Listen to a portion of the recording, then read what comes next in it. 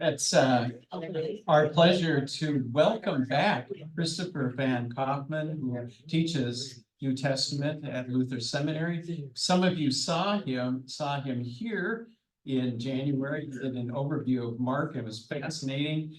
And he's back today to talk about the influence of Paul's writings on the gospel.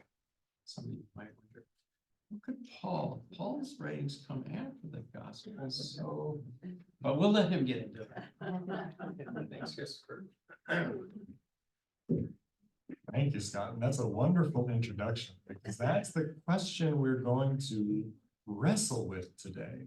And this is something that I'm so glad, because the last time, of course, I was here to introduce the Gospel of Mark in of itself and to talk about what's going on in Mark and kind of the internal narrative of Mark. So we talked about the way that Mark uses geography, the way that Mark talks about the locations and how he wants us to learn things through the locations. But today we're going to take a step back from that, and we're going to ask the question of, how do these different parts of the New Testament relate to each other? So this is something that, as a professor at Luther Seminary, I get the great opportunity to every year teach both a gospel class and an epistles class. You know, sometimes when you, or not sometimes, every time when you study for a doctorate, you also have to specialize and kind of choose, do you study the Gospels, do you study Paul? But at the seminary level, because of the needs of our students, I get to talk a little bit more broadly. And so that's gotten me interested in this particular topic. And it's gotten me interested in asking the question of, when you read the Gospel of Mark, how can you keep Paul in mind? So think about that for a little bit. We're going to start, I've got a brief PowerPoint where I want to walk us a little bit through sort of the prehistory of the gospel, so to speak. And then after that, we'll look at some texts together. So later, once the PowerPoint is done, if you don't have a Bible, I hope to get you one so that we can look at those together. But to begin with, you'll see that I have put these two people in a very intentional way. So I've gone, what's a gospel? From Paul to Mark. And so you'll see what we do with that. But maybe if the PowerPoint works. The side, on the side. Yeah.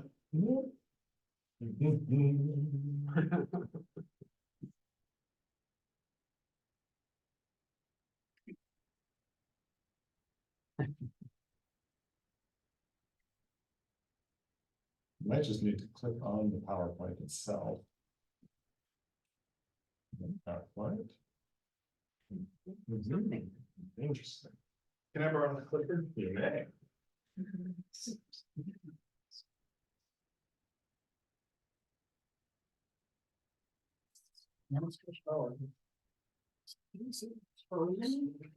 Yeah.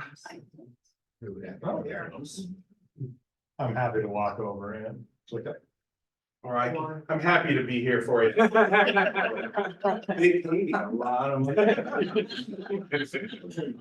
Wonderful, wonderful. All right. So I want to start with a short little, what I call a thought experiment. So I want us to think together about something.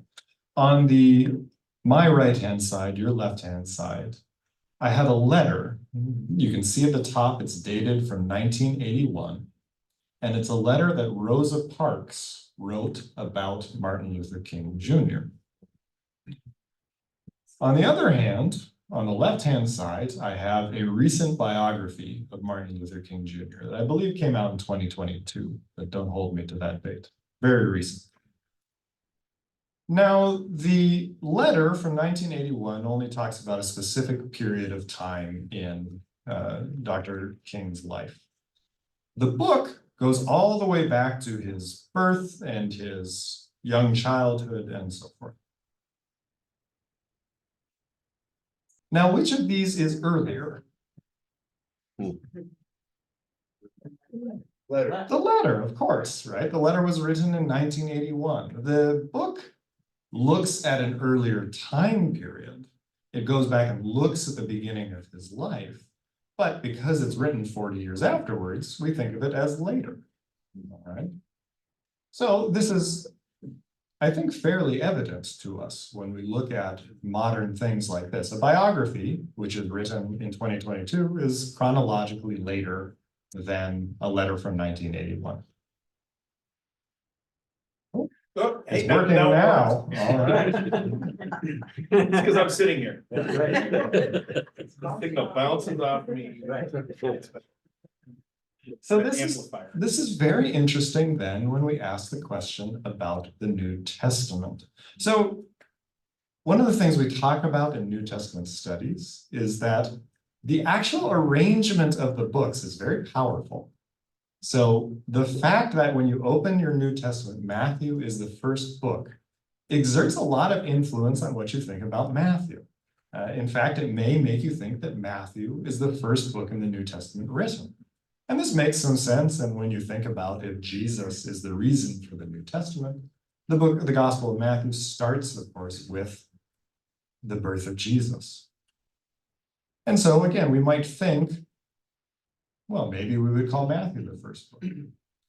On the other hand, we have these letters of Paul. And Paul, as we know, is a figure who is after Jesus. He is, of course, someone who is going out and preaching about Jesus. But the interesting thing is, as we study the New Testament, it very much appears that the letters of Paul are written before the Gospels. And this makes sense when you think about the tradition around the Gospels. For example, the Gospel of Mark, which we're going to talk about today. The tradition around the Gospel of Mark is that Mark is a disciple of Paul. It's mentioned in the book of Acts. There he's given his full name, John Mark. So even within the tradition, there is this awareness that the Gospels, even though they describe an earlier time period, come after the letters of Paul. So I want you to think about that for a minute. Just ponder that.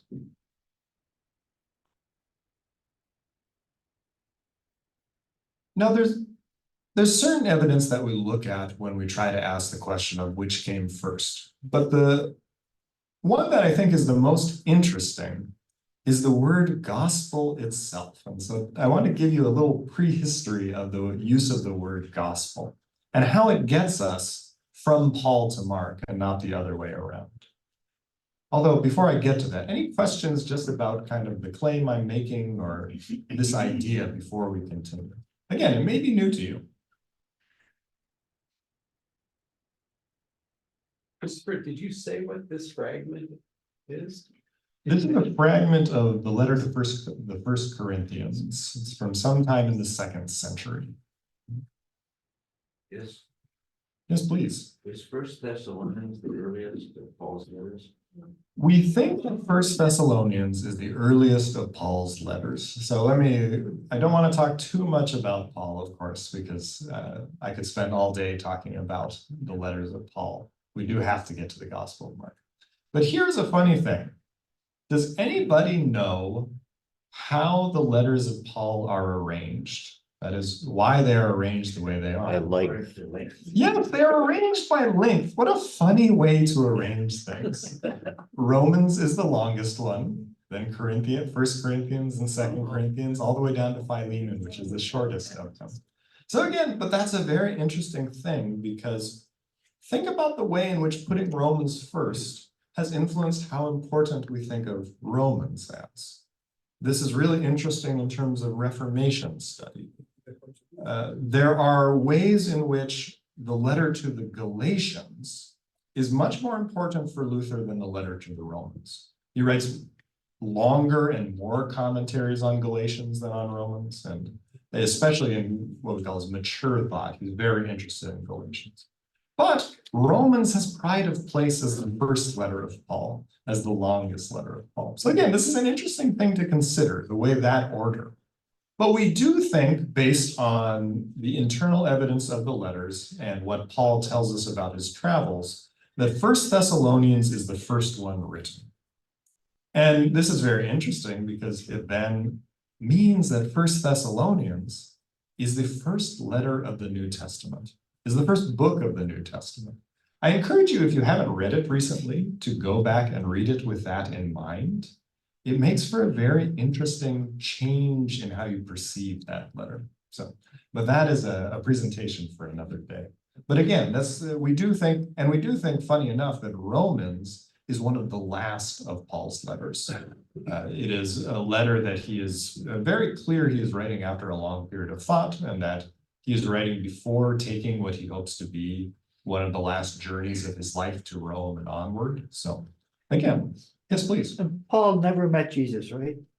This is correct. Yeah. Well, depends how you want to define that. Paul makes no claim to have met Jesus during his earthly life. Now, this again, though, is one of the reasons why the letter to the Galatians is so interesting, is Paul, however, is adamant in Galatians, and we're going to talk about this in just a moment, that he has received the gospel from Jesus himself, from the risen Jesus. So again, Paul he is not a native of Israel, in the sense of he is not someone who was raised there. He is not, as far as we know, there during the lifetime of Jesus. And so again, he never claims to have been a disciple of Jesus during his earthly life or to have met him or anything like that. But we'll see he does make very strong claims about his relationship to Jesus. Yeah. Anything else before we go on? Just kind of situating Paul before we talk about the gospel. All right. So in that case, we have to go back a little bit further in time. So if we want to talk about gospel before the gospels, we're really talking about this word, and it's in the name of our church body, the Evangelical Lutheran Church in America. You will still sometimes hear people who are confused as to why, because evangelical has come to mean a certain type of American Christian. So, again, the reason for this is it comes from a Greek word, and this Greek word that I've got up there is euangelion. So again, you can see how we got from one to the other. Euangelion is the combination of two words, angelos or angeleo. This is where we get our word angel, and it means to announce or to bring a message. And eu means good. This is, for those of you who are interested in the history of religion, one of the things you'll see this in the Hebrew Bible all over the place. This is one of those places where you always call news good regardless of whether it is or not. So we're going to talk about that in a little bit. So I just want to emphasize, even though it literally means good news, that's its etymology, it really just means an announcement. And where it comes up, there's a couple things to know, but before the New Testament, and this is really important for what we're going to talk about today, before the New Testament, it's always used in the plural. Now, at first, this may seem strange, but think about this. News in English is always plural. It's a very funny thing, right? You can't use it in the singular. You can't talk about a new. You say a new what? And so it's the same way that this word, pronounced in Greek, euangelia, this is how you make it plural, is always plural before the New Testament. It's always used in the same way as news. And even more importantly, it is not a religious word, at least in the sense of it is not a religious word like we use it. We use gospel almost exclusively in the church sense, although we do use it a little bit in a derived sense, like the gospel truth or something like that. But beforehand, it's not a religious word. I'll talk about the two places we really see it used. Oh, now it's not working again. Please. All right. So we have two immediate places where we can trace this use of this good news before the Gospels. The first one is in the book of Isaiah, which, as we know, is a very important book for the New Testament and for the understanding of Jesus. And Isaiah in Hebrew uses this verb basar. And when they translate the Hebrew Bible into Greek, it's a translation we call the Septuagint. That's a long story as to why it has that name. It means 70. The Septuagint is translated 200 or 300 years before Jesus. And when they translate Isaiah into Greek, they translate basar as gospel or as news. It means to announce, but it's always as a verb. So there's not a thing yet that we can call gospel in Isaiah, but there is an act of announcing in Isaiah. This we can, if we want to be kind of silly, we can call it gospeling. This is what Isaiah does. He proclaims. On the other hand, as a noun, this is a very important word in imperial Roman propaganda.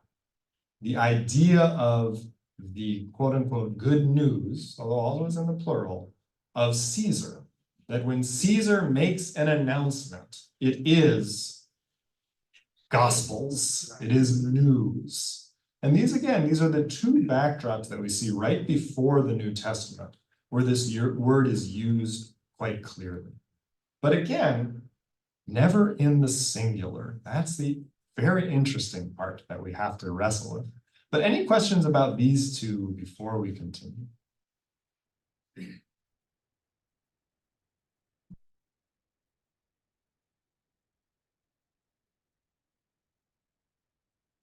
Next slide, please. All right. So this is where we get very interesting from my point of view, and I hope that you will share it. When we look at Paul, so I've got here the conventional translation, but I think it's a little bit off. You see, you Philippians know very well that when I left Macedonia, so the Philippians live near Macedonia, and there's a whole narrative in the book of Acts where Paul has to go to Macedonia. He says, in the early days of preaching the good news, you were the only church to help me. So Paul is talking about the beginning of his career. But when you look at the underlying Greek text, again, good news. In English, we always have to make it plural. This is a singular use of the gospel, one of the first ones. Literally what he says is, at the beginning of the gospel, singular. So you know very well that when I left Macedonia, at the beginning of the gospel. So Paul connects the beginning of the gospel with the beginning of his career as a preacher. And we see this again in 1 Thessalonians 1:5, so going back to the very first book of the New Testament, in Romans, the last of the letters of Paul, and then in Galatians as well.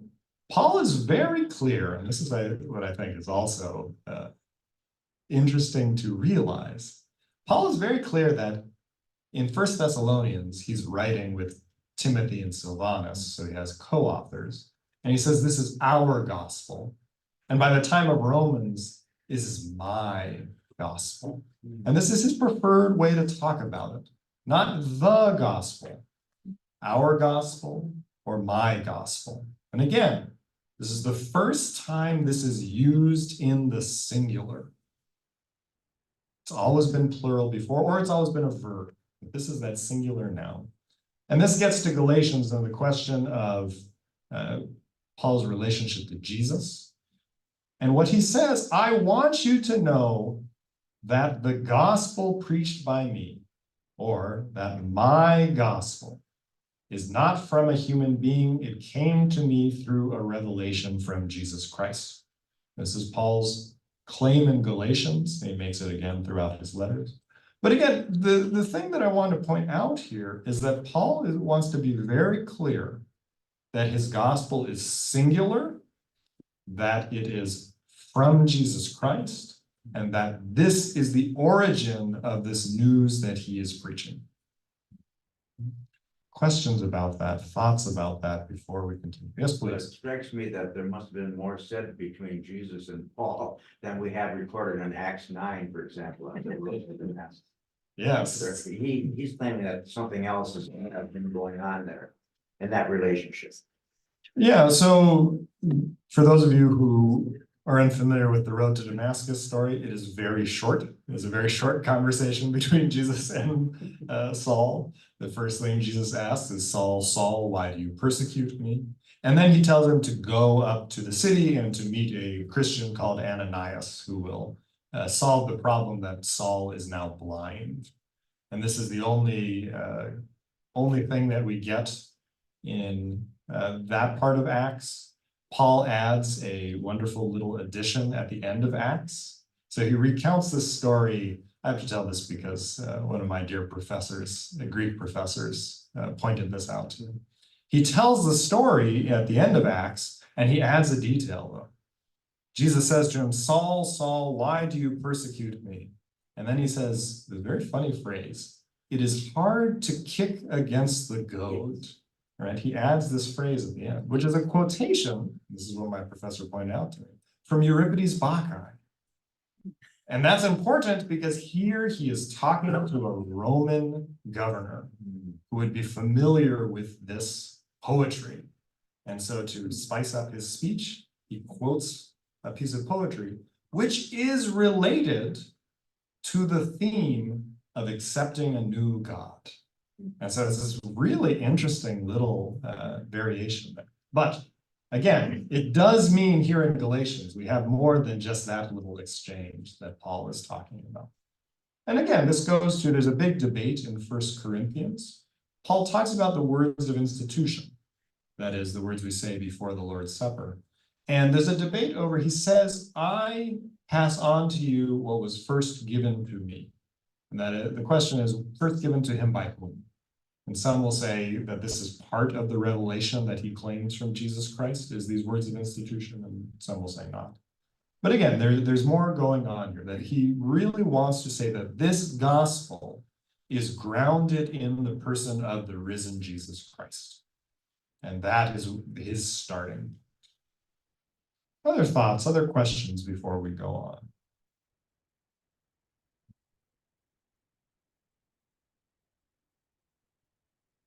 All right, and this gets us, see if it'll work for me. Nope, slide, please. I'm gonna give up. This gets us to the book of Mark. And this is where we'll want Bibles after this. Mark 1:1. The beginning of the gospel of Jesus Christ, the Son of God. This is where Mark begins. And this is why we call Mark a gospel. So this is the funny thing, of course, when we think about gospel in the English-speaking world, we think about, in good Lutheran fashion, the proclamation of Jesus Christ, law and gospel. But then, for most people, they think of it as a genre of book. The Gospel of Mark, the Gospel of Matthew. But before the writing of these 4 books, there was no such thing as a gospel. Again, we have seen that it wasn't until the Apostle Paul that this word is used in the singular. And in fact, it really is only Mark who is interested in calling what he calls a gospel. We call the other ones gospels because they look like Mark, not because they begin in the same way. So it's a very interesting thing to think about. This, and again, I think this is one of the first clear links we have between Paul and Mark, is this peculiar singular use of the word gospel, associated explicitly, of course, with Jesus Christ. Thoughts on that, questions on that before we begin to look at Mark itself? Yes, please. And you're saying we shouldn't translate that as the good news, but as the good, something singular like the good new proclamation.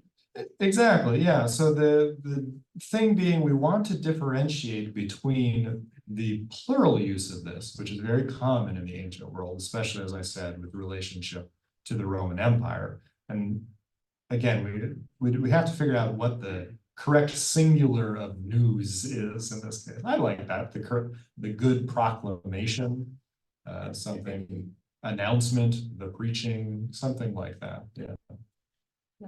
Yes, please. And it's being set up really as also a political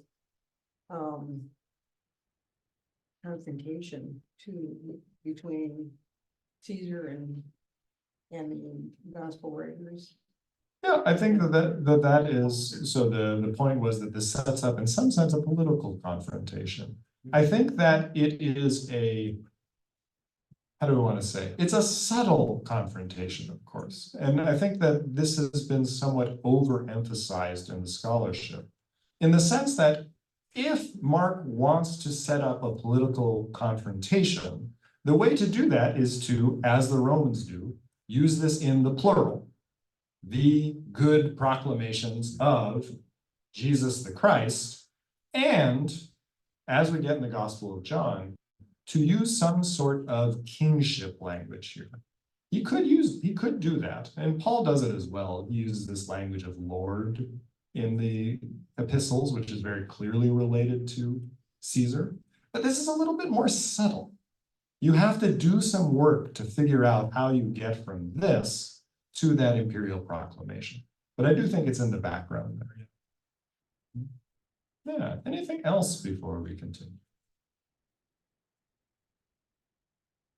All right, so again, at this point, this is where you'll need a Bible, or if you want one. So I encourage you, I think we have.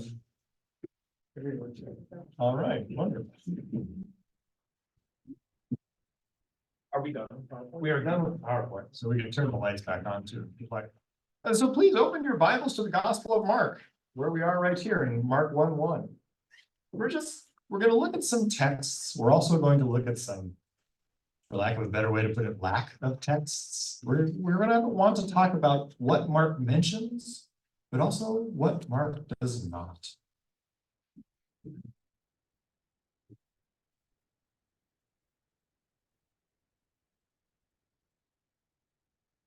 All right, so the very first thing is just take a look at Mark 1:1. We talked about this, the beginning of the gospel of Jesus Christ.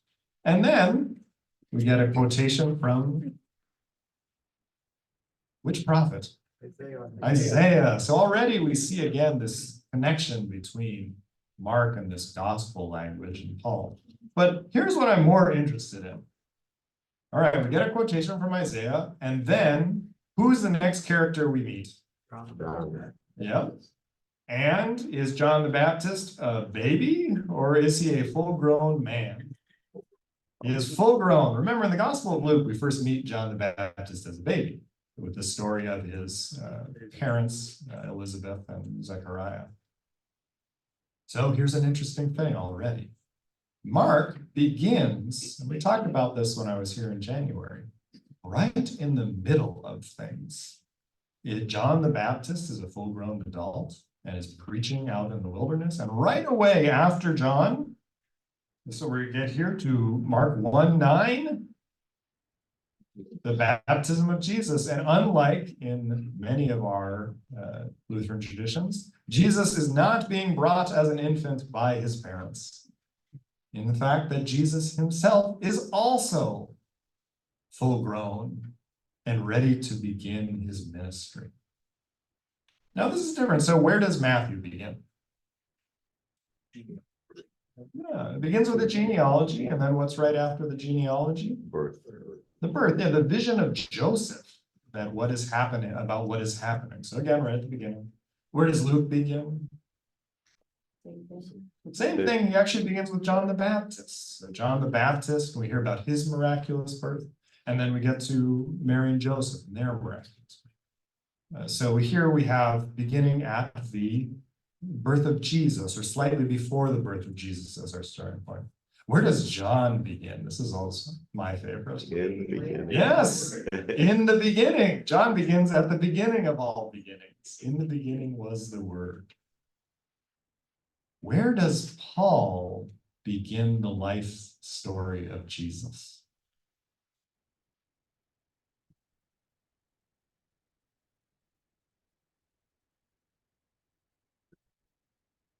Yes, with his death.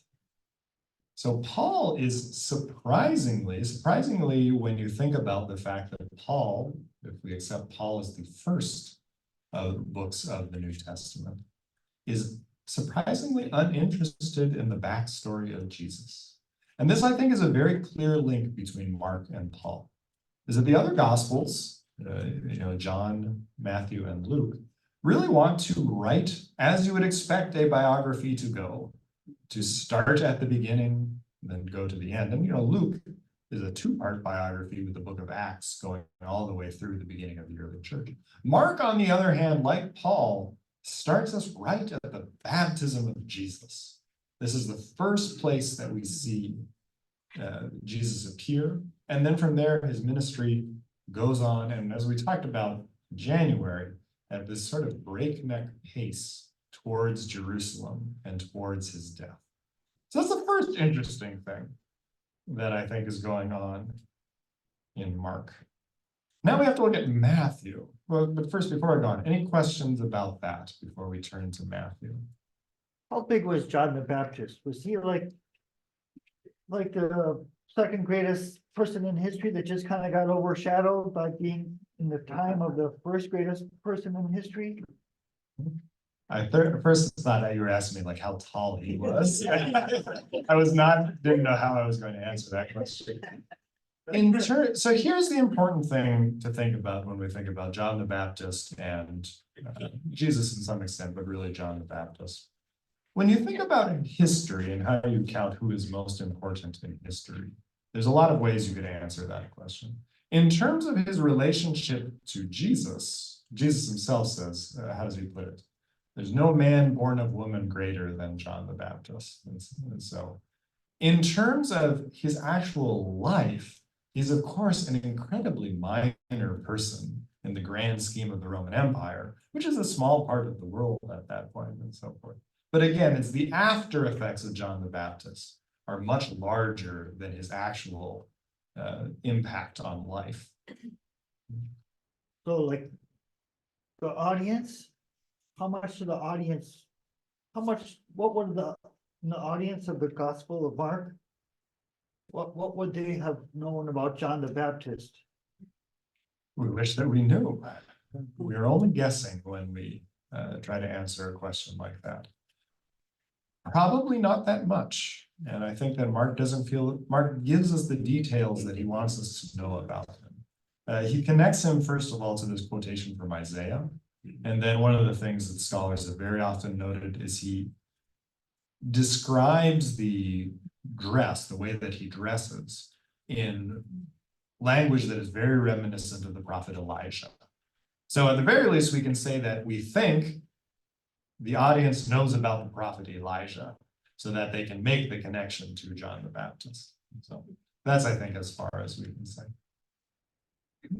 Anything else before we flip over to Matthew? Well, maybe to take the analogy a little longer, this biography is about Jesus.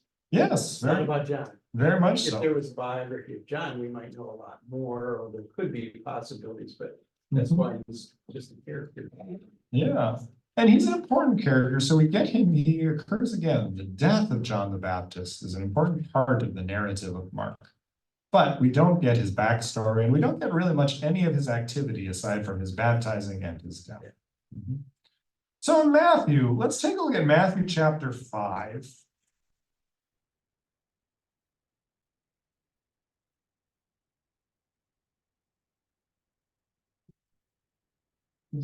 Very quickly, look over 5, 6, and 7. See if these are familiar to you. And then you can look at the headings at the top to kind of give you a little bit of an idea.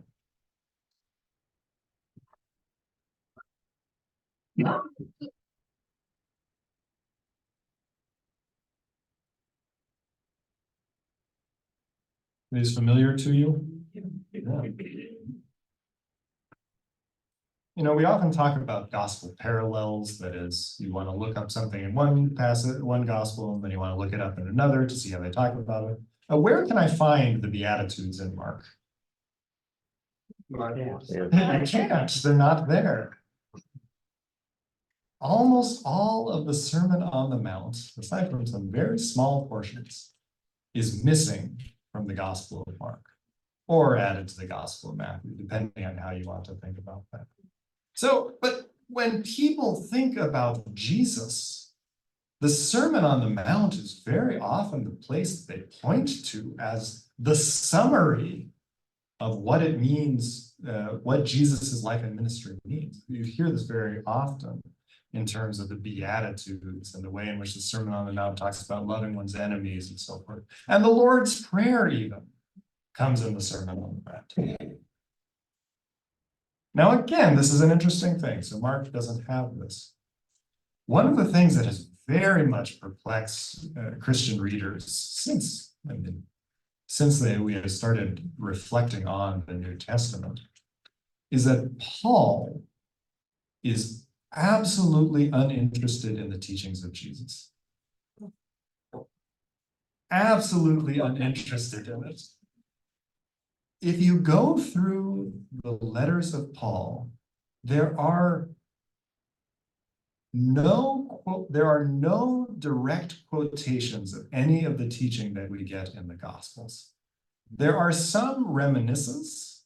There is, as I said, in 1 Corinthians, the quotation of the words of institution, which we get in Matthew, Mark, and Luke.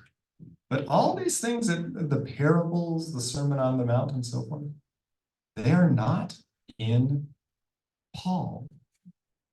And interestingly enough, they're also mostly missing from Mark. When you read through the Gospel of Mark, Mark has some parables, especially in chapter 4, and he has some sermons by Jesus, but for the most part, he's very interested in Jesus's actions, and he is interested in the way that Jesus, again, the crucifixion takes up nearly half of Mark. So this is another really interesting parallel between Paul and Mark.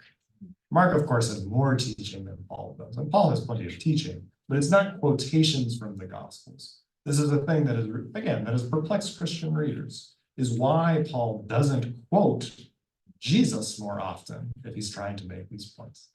Quote Jesus more often, so to speak.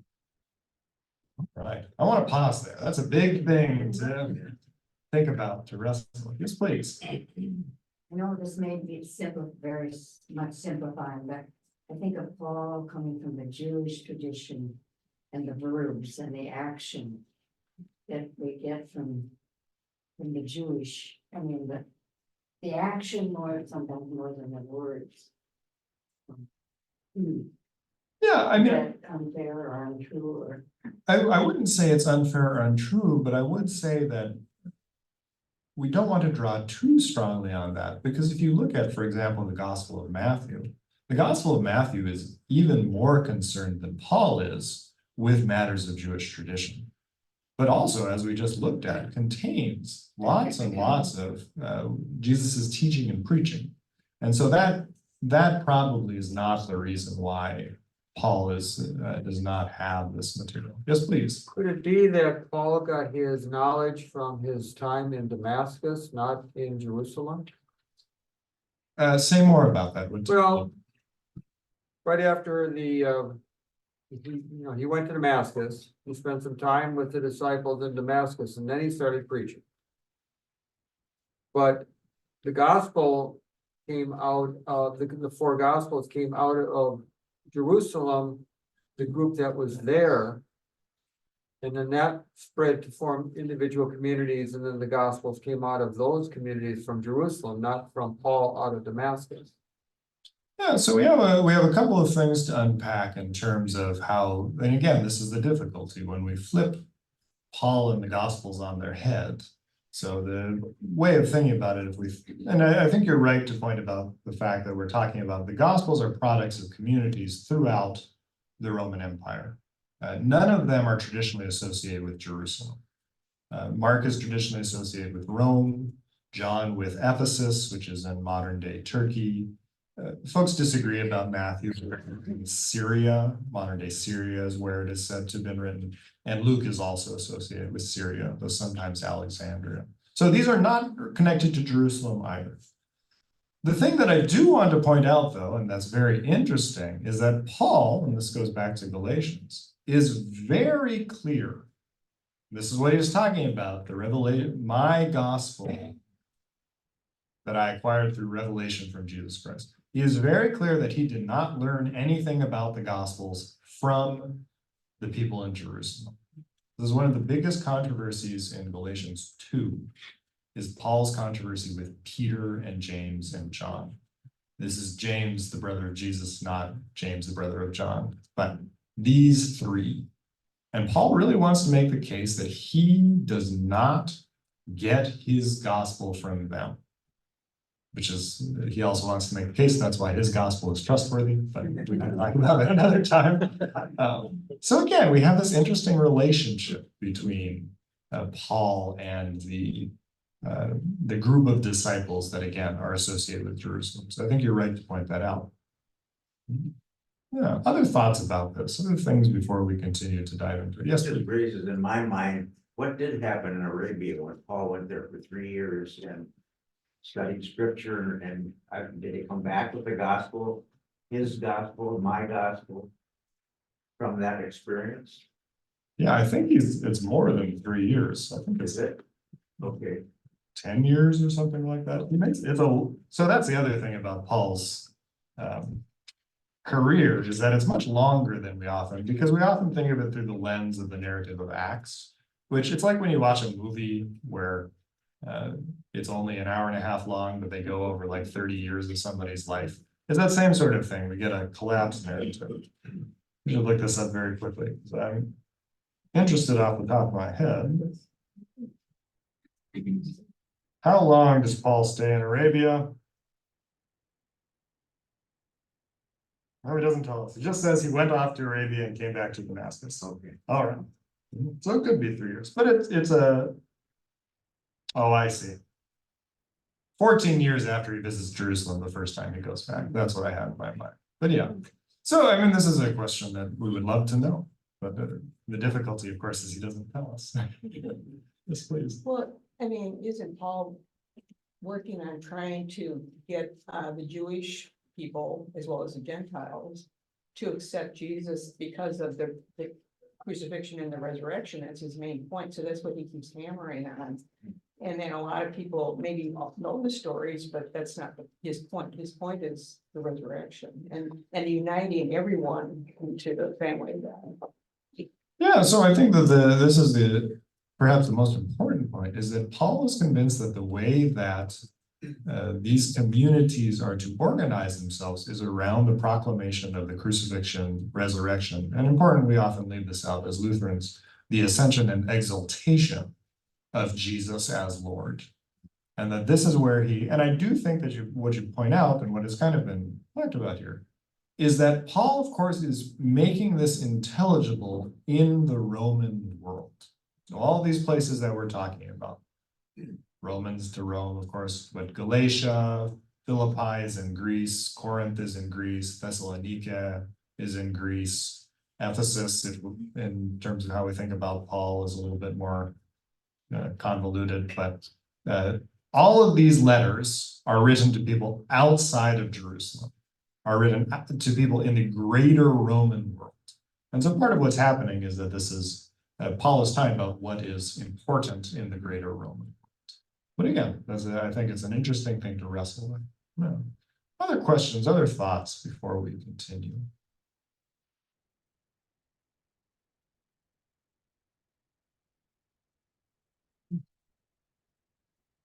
Is part of the reason Paul focuses more on the crucifixion, resurrection, so on, because he is the earliest writer, and that was the biggest scandal. How could someone of this primacy have died?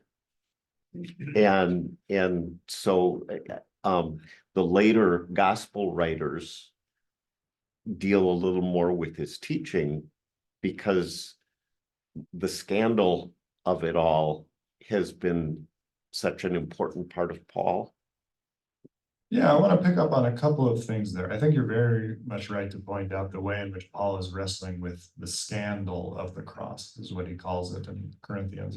I do think, though, that we need to flip that on its head a tiny bit. It's not the question, how can somebody of such primacy be crucified? For Paul, the question is, how can he proclaim a crucified person as Lord? That, I think, is the really interesting thing that Paul is wrestling with throughout his letters, is he's making the claim that this man, Jesus Christ, who is crucified by the Romans, that this act, crucifixion, which is meant to be the greatest shame that the Roman Empire can inflict upon a person, is actually his being Jesus Christ's triumph. And he talks about this in First Corinthians especially, but then in Galatians and Romans as well. The great paradox of this, and this is his preaching, this is his gospel, is that Jesus Christ triumphs through his death. And this is, again, as he's going out into the Roman world, this is the thing that he is fixated on as he preaches. So I think that's an important thing to realize as well.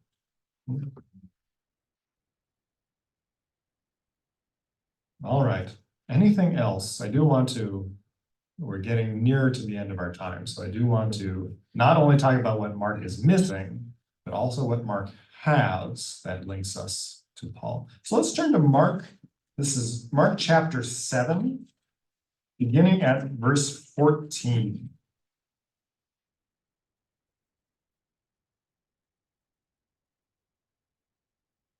And could I have a volunteer to read 14 and 15? Then he Please read it. called the crowd again and said to them, "Listen to me, all of you, and understand. There is nothing outside a person that by going in can defile, but the things that come out are what defile."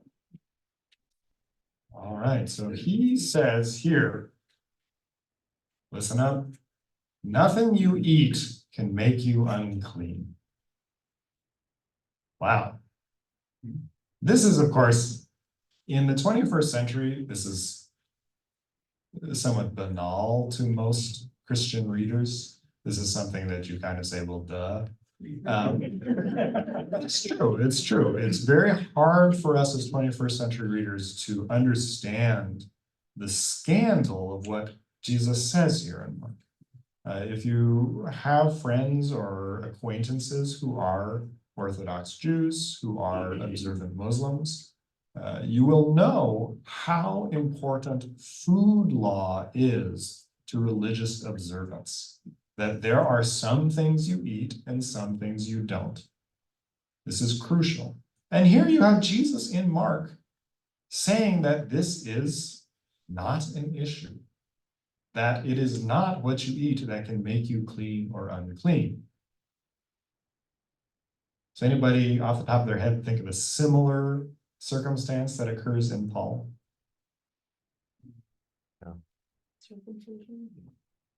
Oh, the circumcision is related to this, but no, so in 1 Corinthians, I love this one. In 1 Corinthians, he talks about whether food sacrificed to idols can make a person clean or unclean. And I love this because I love to, in my classes, I love to ask folks to raise their hand and say, have any of you ever been offered food sacrificed to idols? Right? And everybody looks at me and kind of laughs and like who would?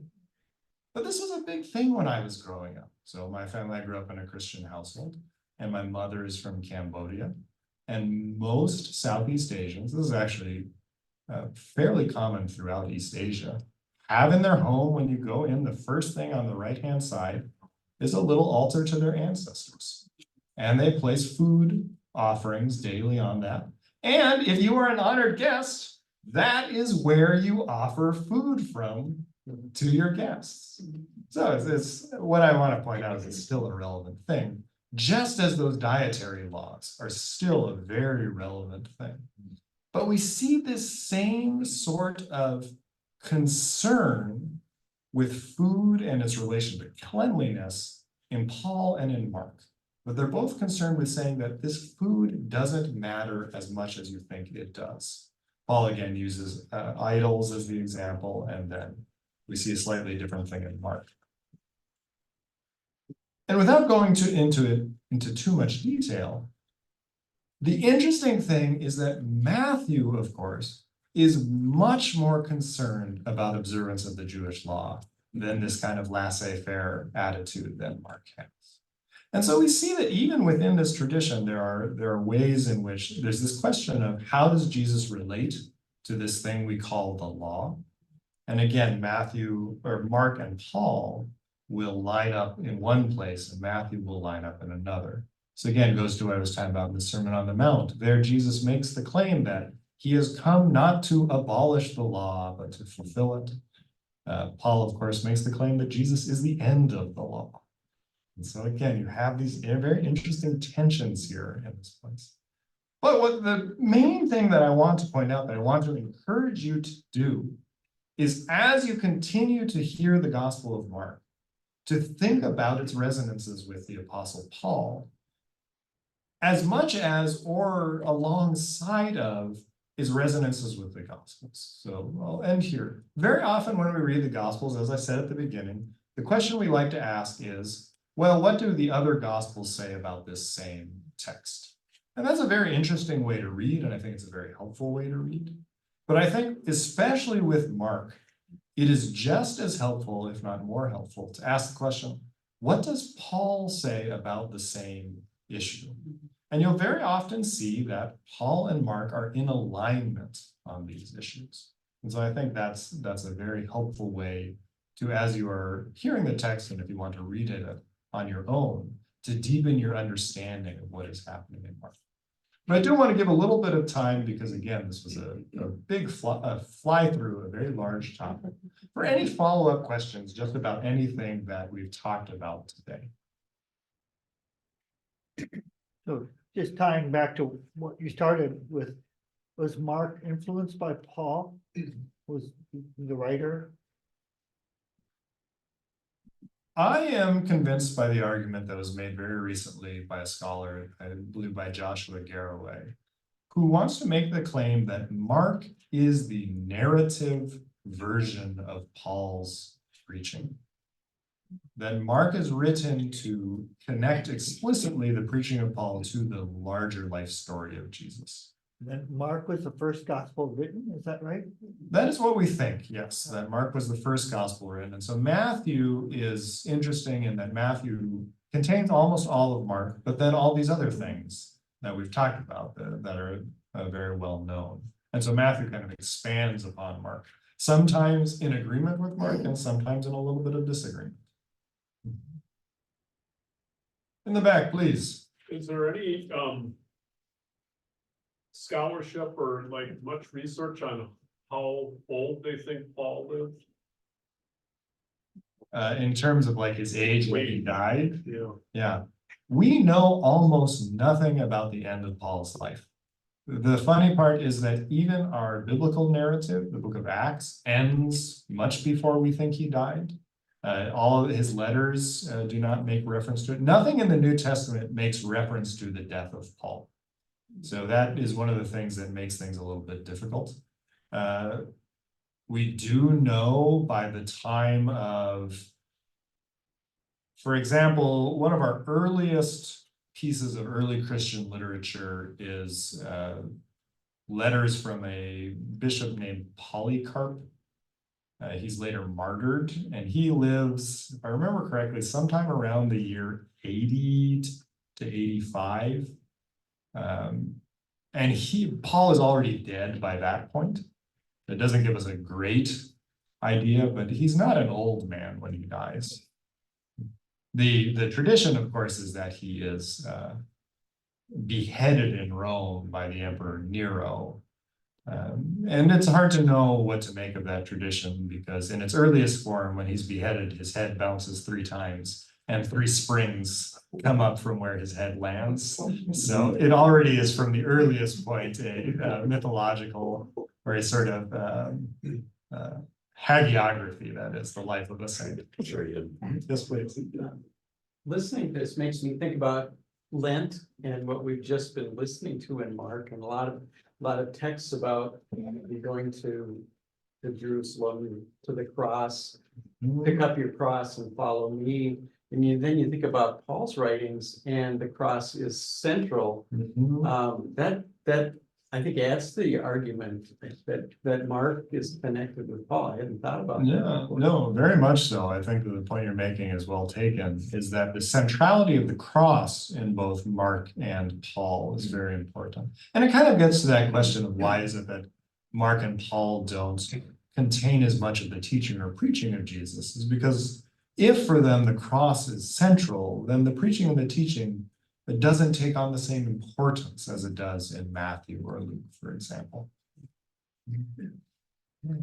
So when Jesus says, take up your cross and follow me, what did that mean at that time? Because he hadn't been crucified yet, and and the cross wasn't a Christian symbol, I guess, for a few hundred years. So when you talk about the cross, you're meaning like the crucifixion and not necessarily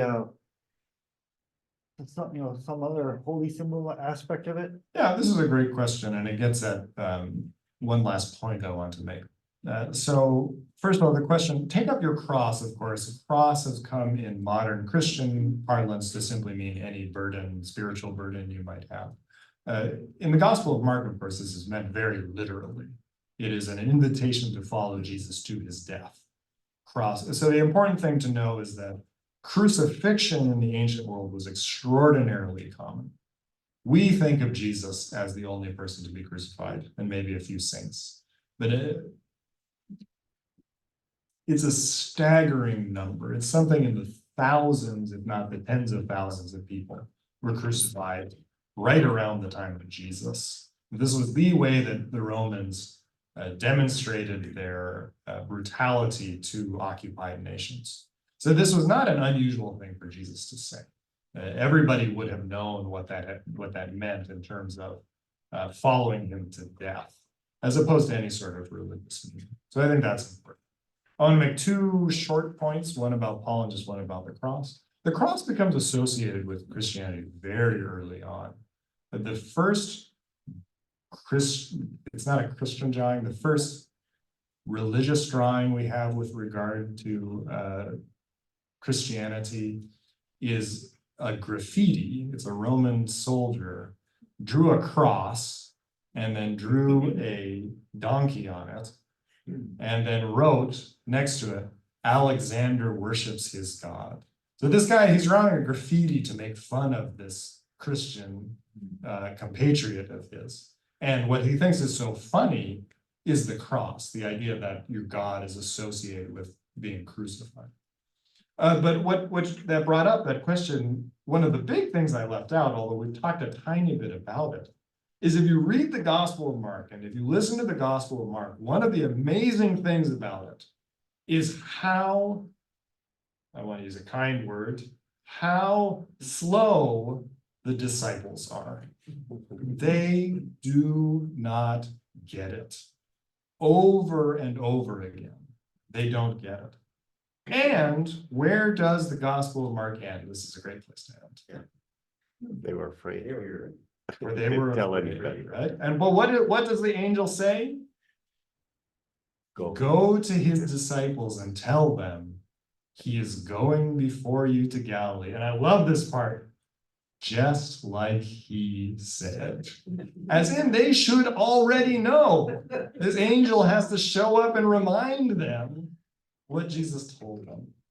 And so Mark is very much perplexed people. And again, I think this helps to explain it. That Mark is a very negative portrayal of the disciples, much more negative than Matthew, Luke, or John, just as Paul does. Because Paul, of course, is trying to argue, especially in Galatians, that Peter especially has misunderstood the gospel, and that it is Paul who is preaching the gospel. And so I think that's another clear link between Mark and Paul, is this portrayal, and especially of Peter, because where we're left with, unlike, say, John, in Mark, we are left, the last thing we see with Peter is that he denies Jesus. And that is it. Whereas you get sort of a rehabilitation in these other gospels. Thanks, Kristofer. Yeah, thank you all.